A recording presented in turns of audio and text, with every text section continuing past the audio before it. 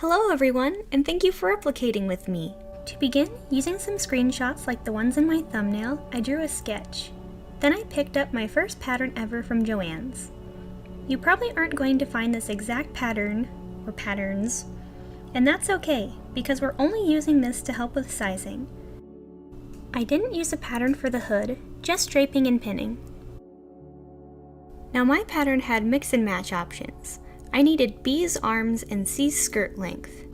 I began by pinning and cutting out my chosen pattern pieces using this pretty and soft suede-like material for the inside layer. For the inner front piece, I didn't cut the center line, and because the inside isn't as important to me visually, these pieces were separate from the skirt sections. Now, I believe this could be a huge opportunity to make your robes arguably better than mine. My pattern calls for a zipper, so the back is open. I opted to use this for grommets and made the back lace up. 1, because I refuse to use a zipper on what's practically medieval attire, and 2, because my race within the game has a tail, and I felt it would be a neat alternative to cutting a hole in the butt. Let me know what you would do here. Here, I was prematurely trying to pattern out the shawl. It works out okay later when I figured out the more exact shape. I was very lucky when I picked out this fabric that it was more plastic-based, because if you follow what I did, it will need to be melted for the very precise design pattern on the shawl and hood. Here, I've sewed the inside skirt and blouse pieces together. You could probably save yourself some time by cutting them out in the same piece like I do for the outside sections.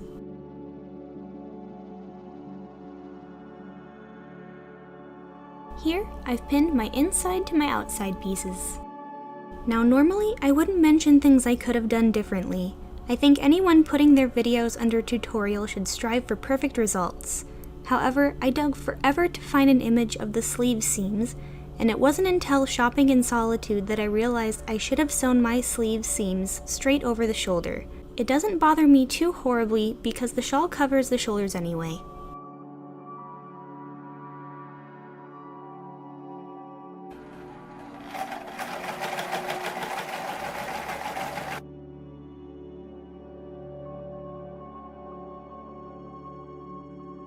The Mage robes have a sort of Celtic embroidered knot on the sleeves and the dress edges. To achieve this takes hours of pinning ribbon and sewing it in layers.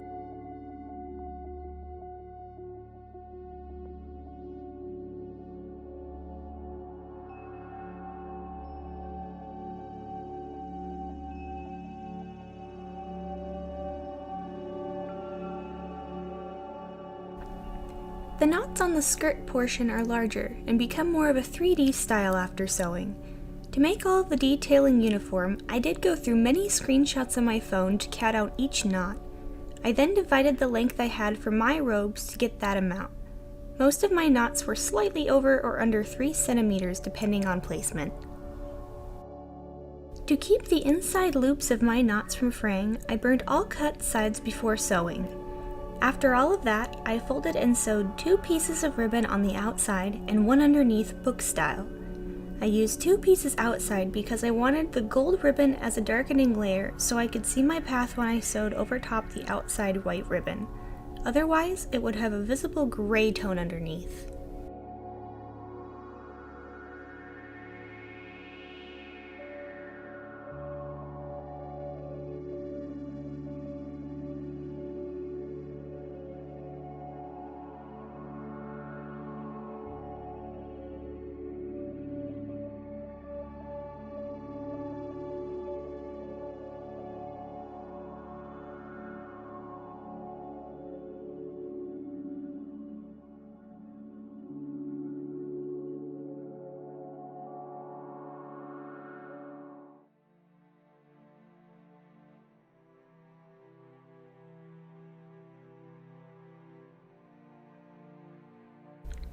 I don't know much about medieval sleeve wraps or how they were worn, except that they would provide some warmth.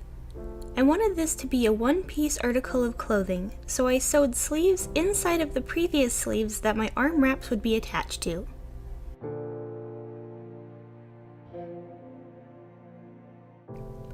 I didn't sew the sleeve shut till I'd sewn just the wrist section of the wrap.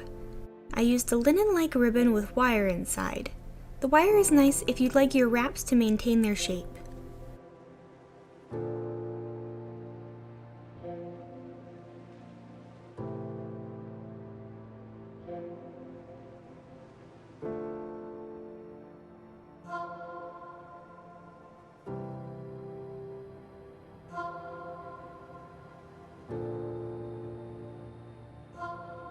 Because I don't want to bore anyone, I will say that grommets and eyelets always come with directions and pieces necessary to swoosh them, but you'll need the hammer.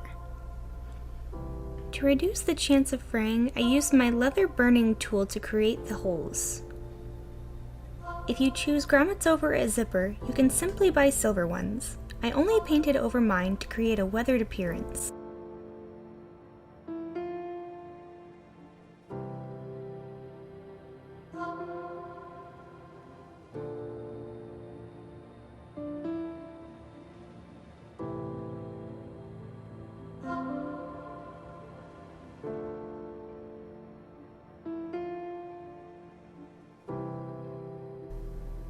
I also put grommets in the sleeves to create the tie effect for the wraps.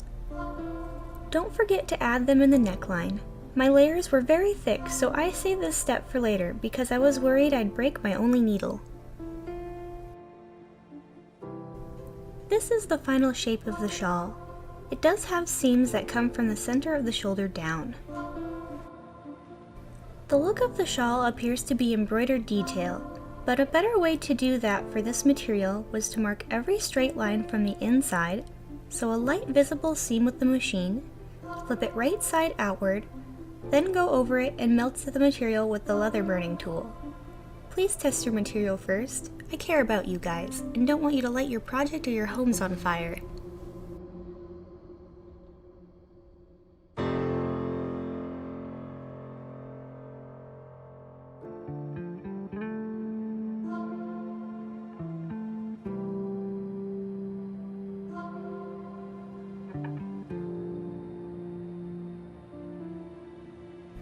After sewing just the inner seam of my shawl to the lining, I used this threaded frilly trim for what's maybe hair.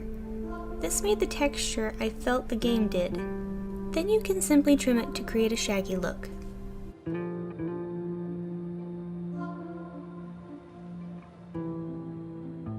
To create the pants, I used a straight leg pattern. I'd used my own pants as an example to save some money, but the last time I tried, they were honestly just terrible. And even here, I accidentally sewed a sneaky, inaccurate to game pocket on the bottom instead of the hips where I wanted it.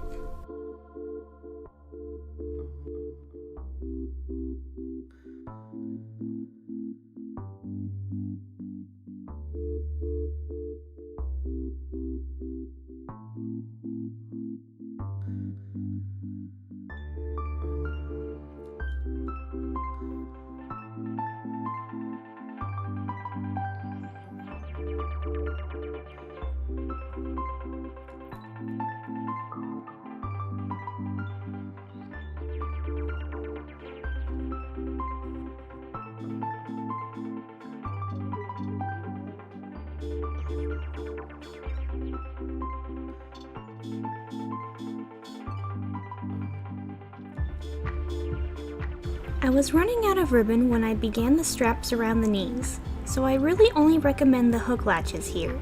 I use both because with multiple layers being my intent, I originally only wanted the snap button.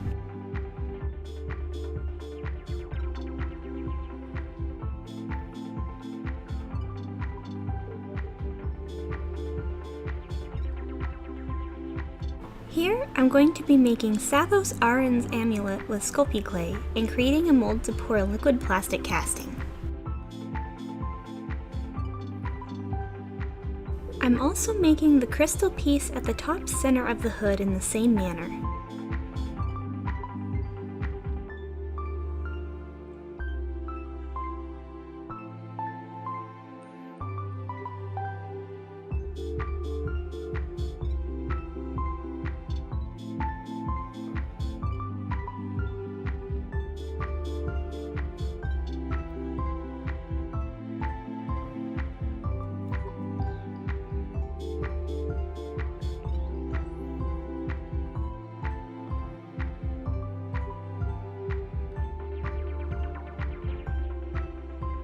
You'll probably be able to see the weird adjustments to my crystal in this process.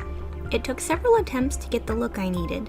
It's a thin layer of turquoise epoxy, white plastic avoiding the center, reflective plastic gems, and a darker blue at the very end. I also added powdered glitter to some epoxy to give it a final sheen.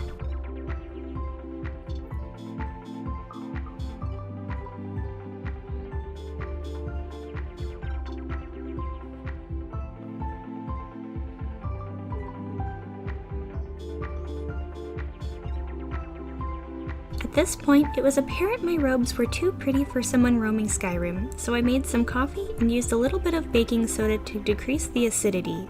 I learned this trick used for aging paper over at the Nerd Forge. You should check their channel out.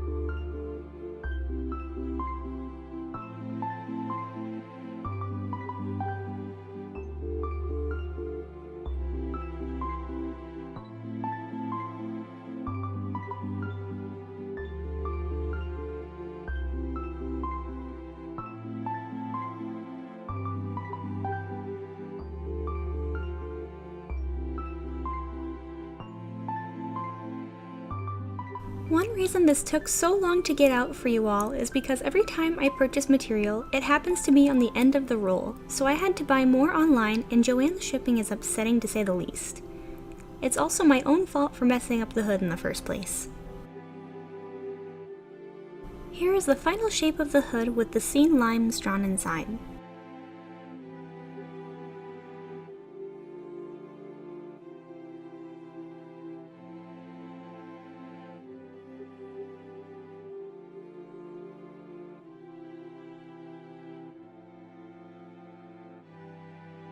As before, I recommend burning the details into the rubber-esque material before sewing the two layers together.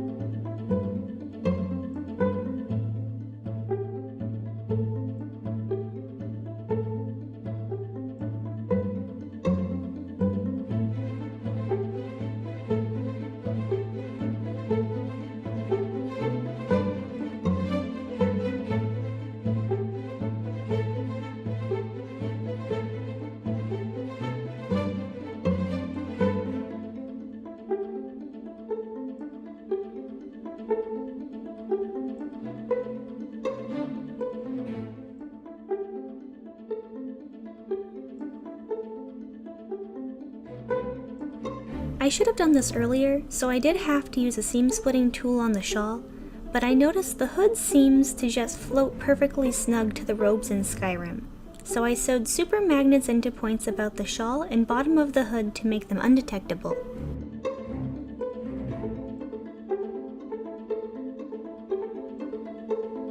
I want to thank my husband.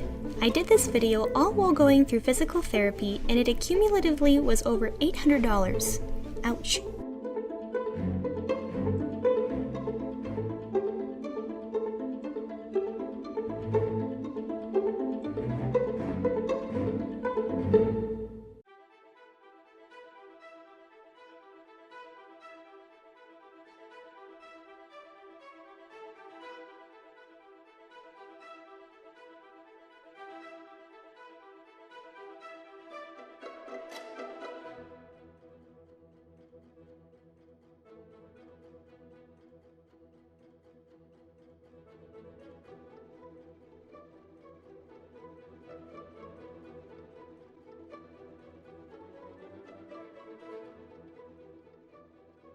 My favorite thing about this particular liquid plastic is that it bonds not only to itself, but every fabric material I've tried so far, so I painted this to the back of the crystal and held it tightly to the hood to cure for 13 minutes. I multitask when using plastic and plastic paint to save product. I started with a black base on my amulet and the beads that go with it before dry brushing a silver metallic paint over top. In the middle, I used epoxy to attach the center gem I purchased from the craft store. I also used my Dremel to adjust the look of this pin I purchased to create the brooch that latches the shawl closed, and poured epoxy to cure the button clasps on the back side. The center is achieved with white liquid plastic and turquoise epoxy. I attached a chain to the amulet with liquid plastic. To make the piece behind the belt, I cut a strip and sewed the material like you would a pillow. I used button clasps again because there don't appear to be any seams on this.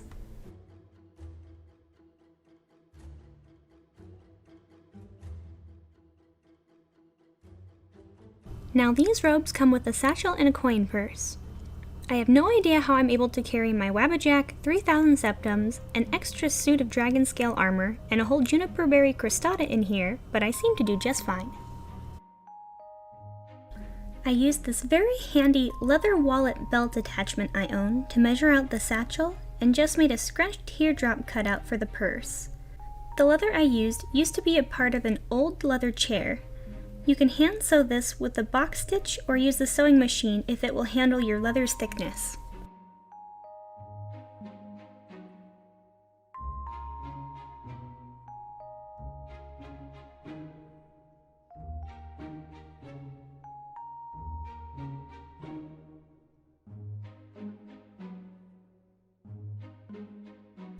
I used a shell bead as the button for the satchel and eyelets to tie leather strips to the belt. I only cut slits into the coin purse and tied that with leather strips as well.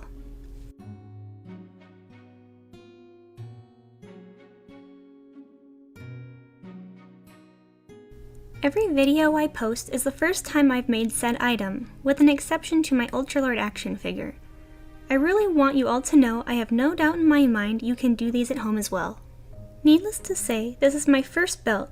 I recommend watching Tandy Leather tutorials. I'm sure my belt isn't perfect, but I was so excited when I finished it. I purchased this vegetable goat tanned leather from Springfield Leather Company online for about $35, I believe. I can't recall or find the ounces, but it's about 1/8 of an inch thick or under 1/2 centimeter.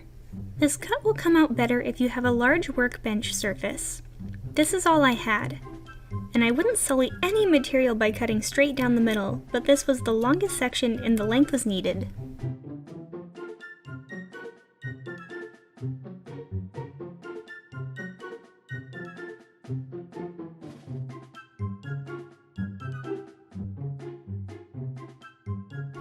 To create the design on the belt, I moistened the leather with water, used a stylus, and then cut a line about 1/2 centimeter with my swivel knife down each side.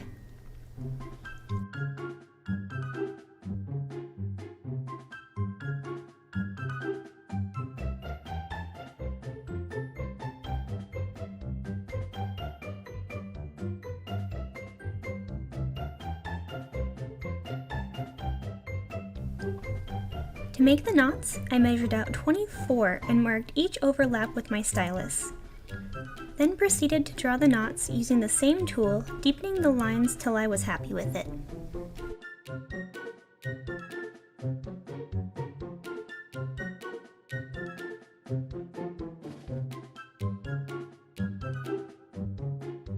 I found people who regularly leatherwork use a marble slab.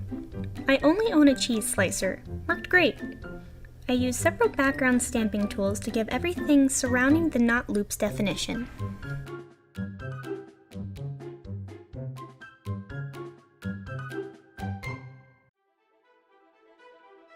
To attach the screw closure buckle, I used a box stitch.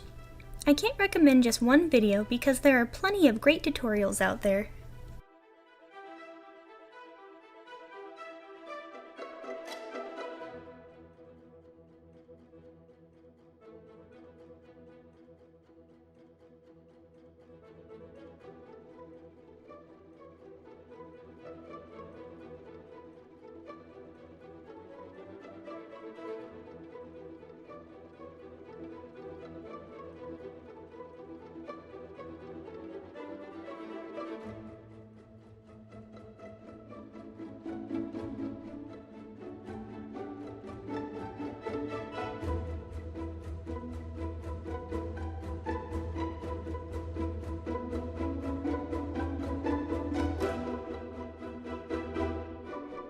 I didn't have a hole punch tool here, I just hit a circular stamping tool hard enough and it worked.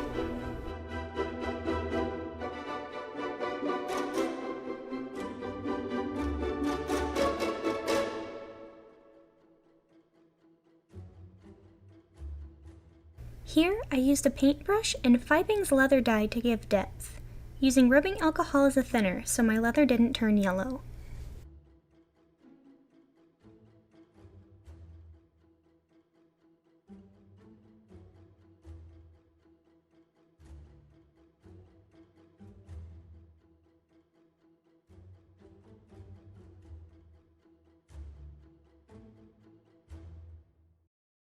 To make the belt complete and less susceptible to water damage, I used leather sheen in 2 coats with the sponge.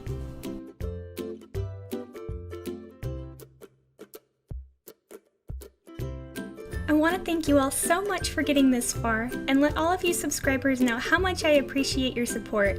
It amazes me that 76 of you want to see more of my content.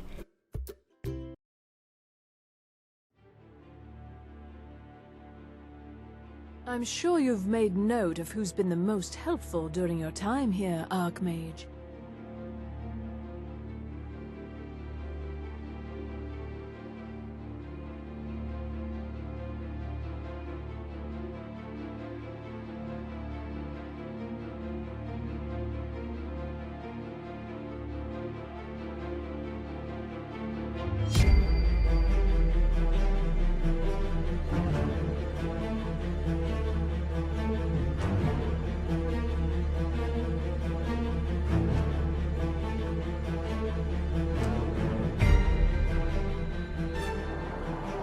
Dragons?